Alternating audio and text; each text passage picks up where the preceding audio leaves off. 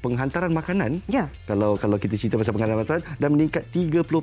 Jadi keselamatan makanan kita itu sangat-sangat penting. Jadi bersama-sama kita untuk bercerita tentang keselamatan makanan, especially bila kita cerita tentang delivery kita bersama dengan Razila Muhammad Anwar, iaitu konsultan dan tenaga pengajar makanan, dan juga yang berbahagia Datin Rita Sosilawati, pemilik restoran Wak Pek. Nasi ambeng yang begitu lazat. Assalamualaikum.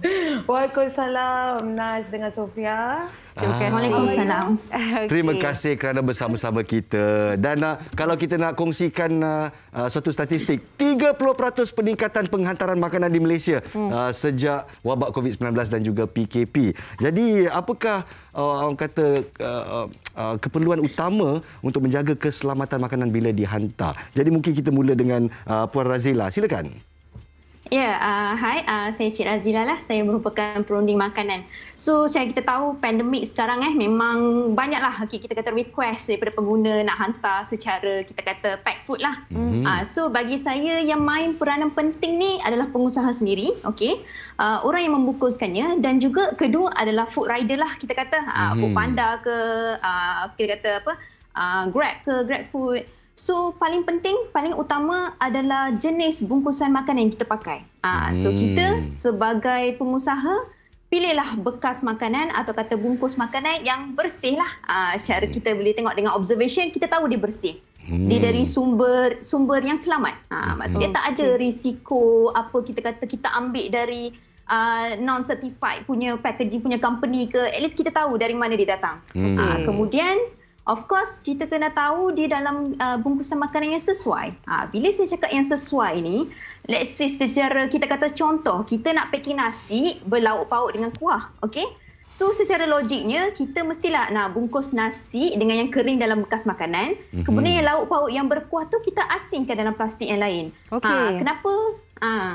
Jadi perinciannya perlu dijagalah setiap aspek, jangan kita macam leka macam sebab kena tahu makanan yang berkuah ni berisiko tinggi. So bila kita biar dalam suhu yang normal dalam lebih 4 jam boleh menyebabkan risiko ada pembiakan kuman dan bakteria. So bentuk kita kena ambil praktik lah.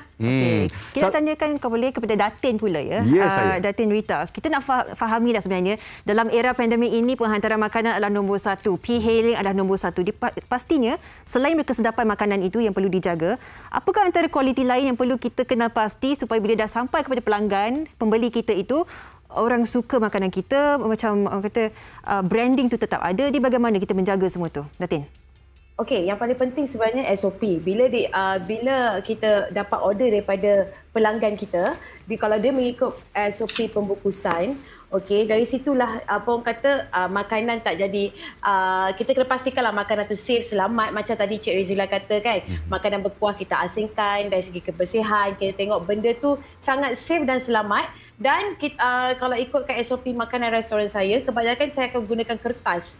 Dan orang kata kita kurangkan penggunaan plastik lah kalau boleh. Tapi kalau ikutkan macam dari segi orang kata pembungkusan daripada kuah, itu memang kena letak dalam plastik dah, daripada dari orang kata bekas kertas kan. Kalau tidak, kalau kita guna bekas kertas, dia akan jadi kembang dan orang kata rosak.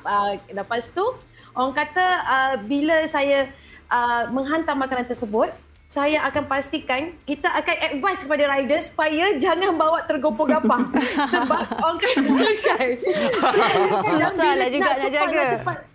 Dia nak cepat nak kejar dia punya pemakan merit itu. Kan, sampai semua makanan kita, orang kata tunggang langgang. Jadi kadang-kadang kita kena bagi tahu sebagai extra care kepada our rider, kata bawa makanan ni kena elok-elok kan, dan pastikan kalau dalam paper bag pun dia kata tak ada ruang untuk dia bergerak terlalu banyak. So kita akan orang kata ketatkan dia. Itu pun salah satu cara lah our SOP in restoran. Salah satu cara untuk kita kekalkan kualiti makanan kita dan juga tahap kesihatan adalah ventilation atau ventilasi. Macam kita wabak COVID-19, kita pun kena ada cukup ventilasi kan dengan makanan juga. Jadi mungkin komen daripada Puan Razila ataupun Datin. Silakan Puan Razila dulu. Bagi saya kalau kita berada dalam premis memang penting ventilasi tu sebenarnya bukan sahaja untuk COVID ataupun sebab pandemik ni. Sebenarnya dalam food industry dari dulu lagi kita memang recommend untuk semua premis untuk ada good ventilation. Sebab ini bukan sahaja untuk kita kata tukang masak, untuk pekerja, tapi juga untuk environment kita. Tepat kita sekali. nak sediakan makanan dalam keadaan udara yang kita kata fresh. Bagus, Kita tak nak udara yang kita sebenarnya kita nak keluarkan dari yang kotor ke arah luar lah. Baik. Soalan baik, kita tanya soalan terakhir lah Pak. Masa memang tak mencukupi hari ini. Soalan terakhir pada Datin Rita lah. Bagi setiap peniaga dan sebagainya yang ingin memastikan kebersihan, kualiti makanan terjaga tetapi juga profit margin. Kita bercakap berkenaan pembungkusan ini juga memerlukan kos. Apakah strategi yang terbaik untuk membantu ramai lagi peniaga ini untuk menjaga kualiti makanan mereka? Kongsikan. Dari segi kos ke? Ya saya. Okey, kalau boleh macam makanan itu sendiri kita dah masukkan cost packaging to itself. Sebab kalau ikutkan bila kita dalam musim pandemik ni kita banyak sangat menggunakan packaging kertas, plastik, getah semuanya. Jadi semua tu adalah cost. Setiap tu adalah sen lah.